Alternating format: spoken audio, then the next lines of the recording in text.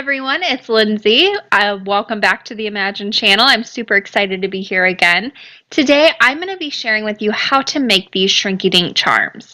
Every month we get a sort of challenge on the design team, and this month was all about memories.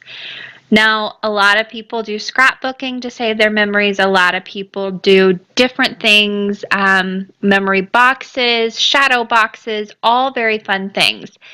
I don't do any of that. I make cards. That is my thing. However, I do craft with my children, and that's how I make memories. We take pictures while we're doing it. That's our thing. This is one of those things that we do together. So these are pieces of plastic, the Shrinky Dinks, and because of that, you need a certain kind of ink to stamp on them with.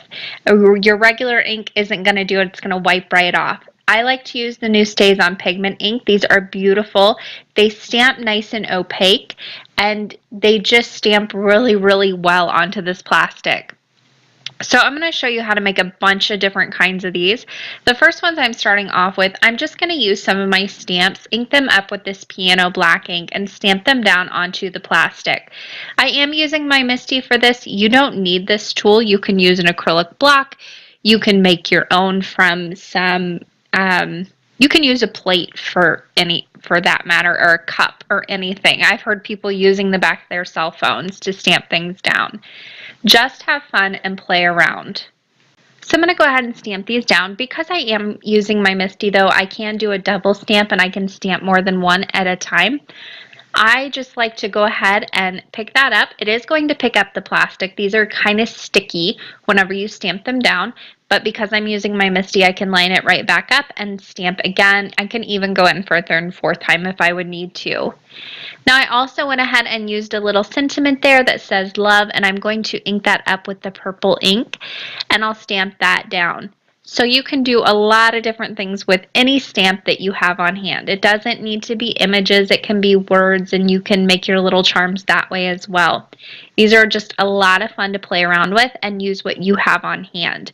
The only really thing specific that you need is you need the Shrinky Dink film, and you need some ink that's going to stick on these, and I really love the StazOn Pigment ink for that.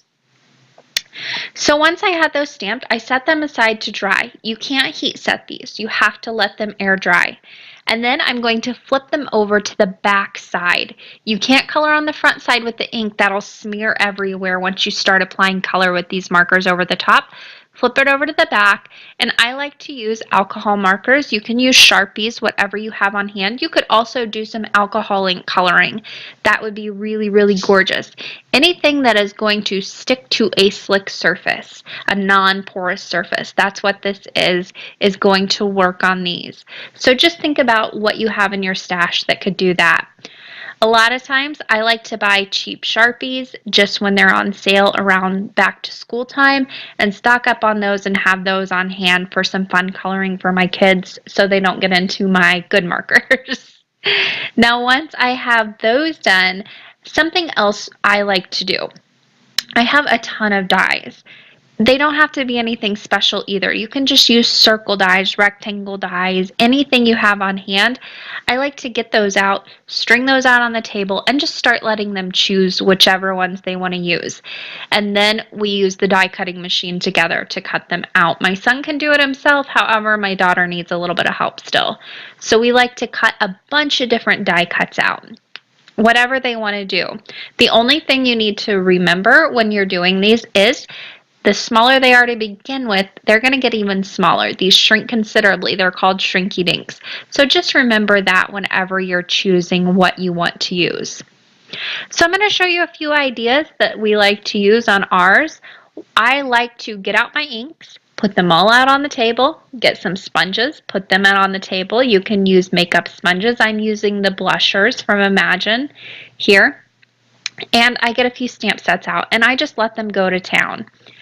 Now, one thing I will suggest whenever you are making these is to go ahead and cover up your work surface.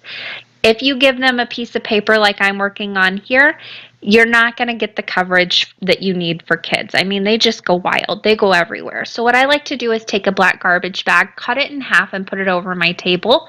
And that way they can just kind of go to town on the kitchen table. Everything's going to be protected. I can bunch up the garbage bag when we're done. All extra paper, any little scraps gets bunched up in there too, and it all gets tossed in the garbage. That's another great tip too if you dye Easter eggs. So these inks layer really well. The one thing you need to remember is let them air dry. So sit them aside to dry for a few minutes. That way you're not applying any heat to it, because any heat is going to start that shrinking process.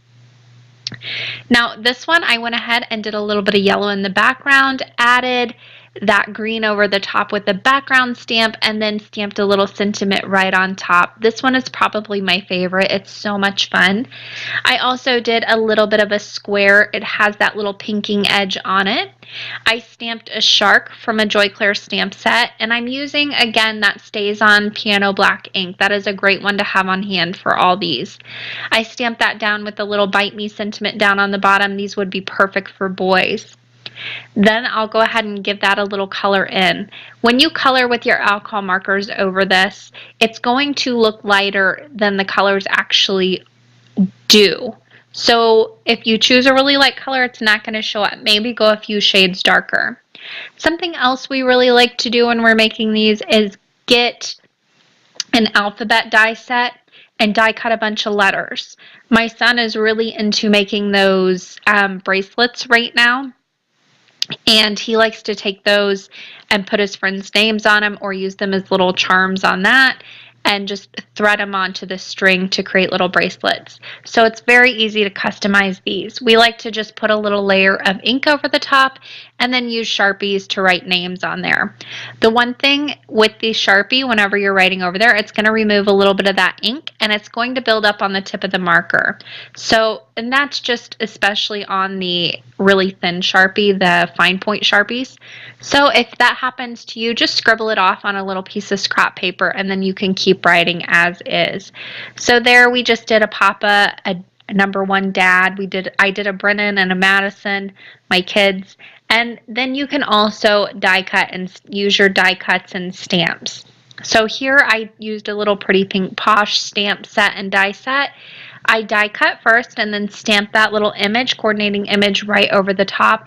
These create some really fun shapes. So any stamp and die set, coordinating die set you have on hand, you can use for this. You just need to remember the size.